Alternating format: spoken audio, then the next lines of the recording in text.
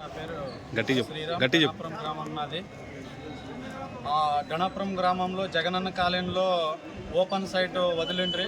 ఆ ఓపెన్ సైట్లో అప్పుడుండే అధికార పార్టీ సర్పంచ్, ఎక్స్ సర్పంచ్ ఆయన వైఎస్ఆర్ పార్టీ ఆయన ఆక్రమించుకొని కబ్జా చేసుకొని బండలు నాటుకున్నాడు. మళ్ళీ అదేవిధంగా మాజీ ఎమ్మెల్యే పిఏ మూర్తి డ్రైవరు నాగరాజు ఆయన ఆదోనికి చెందిన వ్యక్తి గణాపురంలో ఆధార్ కార్డు నిరూపించుకొని ఆయన 12 సంవత్సరాలు ఉన్న అన్నట్ల ఆడ సృష్టించుకొని ఆడ ఉండేవాళ్ళు మొత్తము మేమే కదా, మాకు తెలుసు కదా ఏ ఊరు ఉన్నారు ఎన్ని సంవత్సరాలు ఉన్నారని మాకు తెలుసు కదా. ఆయన మా ఊరే కాదు మా గ్రామమే కాదు ఆయనది. ఆయన అప్పుడు అధికార పార్టీతో అండదండలతోనూ ఆయన ఆధార్ కార్డు సృష్టించుకొని ప్లాట్ తీసుకున్నాడు. మళ్ళీ ఇది అధికారులు దీన్ని వెంటనే కఠిన చర్య తీసుకోవాలా.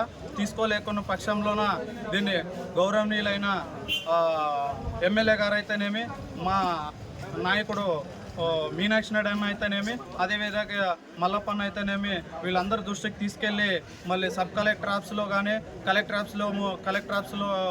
ఆఫీస్ దగ్గర కానీ ధర్నా నియమించడానికి మేము సిద్ధంగా ఉన్నాం. నీ పేరు?